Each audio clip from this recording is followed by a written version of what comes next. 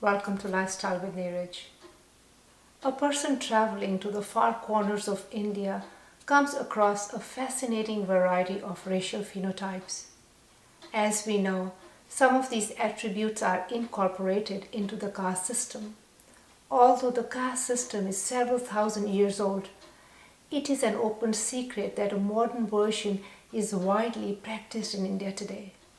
No matter where one travels in India, one is confronted by numerous billboards.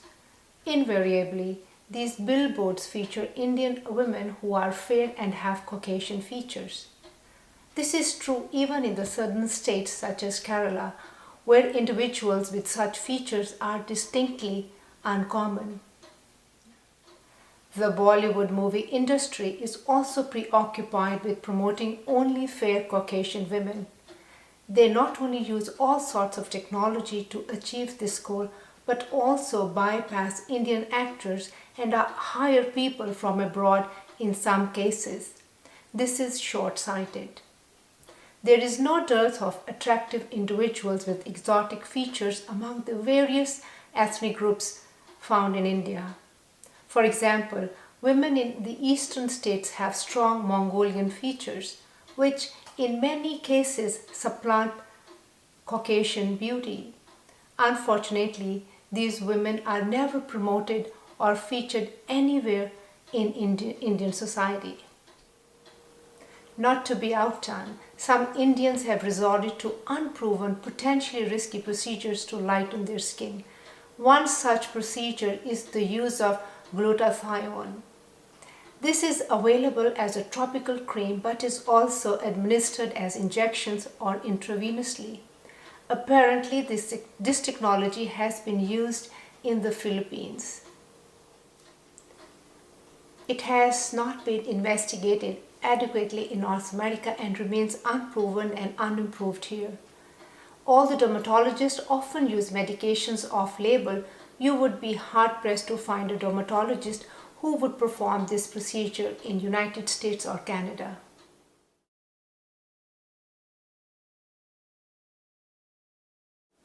I want to review some cosmetic issues pertaining to skin.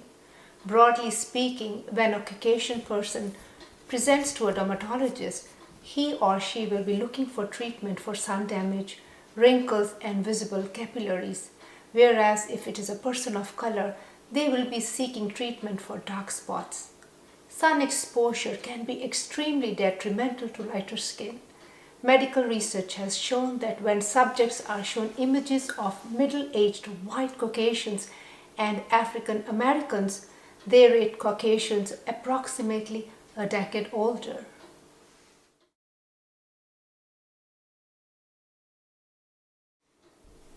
Part of the explanation for this finding is a condition called solar elastosis affecting lighter skin. Elastosis refers to the loss of normal elastic tissue with degenerative changes in the dermis. The dermis is the deeper layer of the skin, which contains supporting connective tissue. In solar elastosis, the skin becomes thinner with more wrinkles. This results in premature aging of the skin.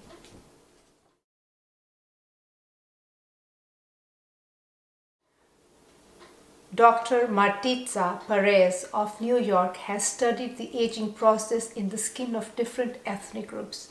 She obtained samples from Caucasians, Hispanics, Chinese, and African Americans. She took biopsies from the buttocks and other areas of the body such as arms and scalp. Buttock skin represented the intrinsic aging process where sun exposure is not present. The aging process was accelerated at the other sites, representing extrinsic aging. Elastosis was present in sun-exposed skin, but not in the buttocks of any ethnic type. Elastosis started in the 40s for Caucasian skin and 2 decades later in the 60s for Chinese and Hispanic skin. There was no evidence for elastosis in any decade in African Americans. Unfortunately, skin samples of brown Caucasians who represent a large group spanning Lebanon to North India, were not included in her study. Elastosis causes the skin to look older. Simply put, if there is absence of elastosis, the individual appears younger. Dr. Perez also related her findings to her patient's behavior. There were detrimental changes confirmed at the molecular and gene level in the skin when individuals reported spending more time in the sun compared to those who protected their skin from the sun.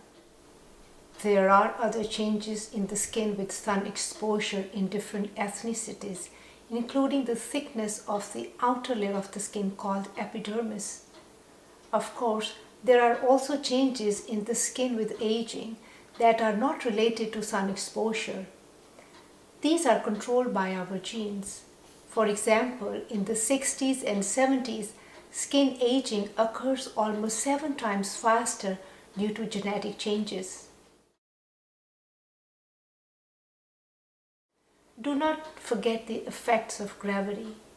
As the supporting tissues of the skin become weaker, the face starts to sag. The eyebrows descend and the cheeks become hollow and loose skin hangs over the jawline. Fortunately, new technologies have been developed to address some of these changes.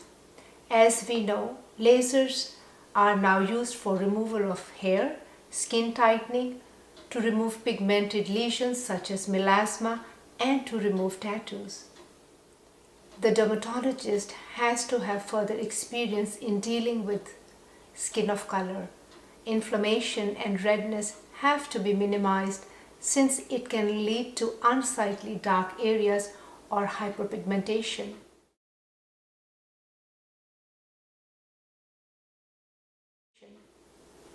Rapid cooling of the skin using an ice pack can help. In spite of this, lasers have now been developed that are approved for all skin types. One such laser in popular use today is PicoSure system. It is used to treat patchy pigmented areas such as age spots or solar lentigines, wrinkles, and acne scars. According to their website, the laser energy is converted to pressure waves which stimulate skin cells to produce more collagen and elastin. The new collagen reduces the peaks and valleys found in atrophic skin and smooths out the wrinkles. The procedure takes less than 15 minutes. There is mild discomfort during the process. It is followed by application of an ice pack for half hour. As you can see from our test subject, there is mild to moderate redness of the skin which resolves in 24 hours. The test subject also had small lesions called seborrheic keratosis burnt using electric cautery.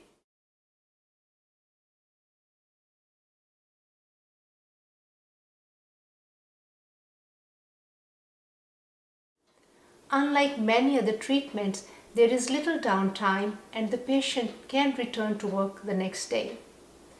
The dermatologist may recommend 3 treatments initially, each a few months apart, followed by maintenance treatments every year. Dermatologists often recommend regular use of sunblock creams as a follow-up to laser treatment. A higher SPF is used, such as 30 or higher. These creams block both UVA and UVB radiation, which, as we found earlier, starts the degenerative processes in the skin. Some of these products can look white and chalky or shiny. However, there are other brands that leave a natural look. Of course, a wide-brimmed hat can also be invaluable if one is spending a considerable amount of time outdoors. Other ways to reduce wrinkles include Botox. Botox is one brand name for the neurotoxin derived from the bacterium Clostridium botulinum. This toxin interferes with the release of acetylcholine from nerve terminals so that muscles cannot be stimulated to contract. In other words, the muscle is paralyzed temporarily. Botox has widespread medical uses which I will not review here. It is used for cosmetic purposes, mainly in reducing wrinkles such as 11s, which are the two vertical lines that occur at the glabella, and canthal lines or crow's feet. The toxin is diluted in saline and injected directly into the facial muscles using a very fine needle. The full effect takes about 72 hours. The procedure is often repeated every 4 months. It only takes 2 to 3 minutes to complete and there is minor discomfort only. Competent practitioners can achieve results that look natural and that are not obvious to another observer. I believe that lasers address the underlying issue, which is deterioration of skin quality, better than botulinum toxin. Laser treatment is specifically designed to rejuvenate the skin. Thank you for watching. I hope you found this video informative. Subscribe if you want to get notification of my future videos.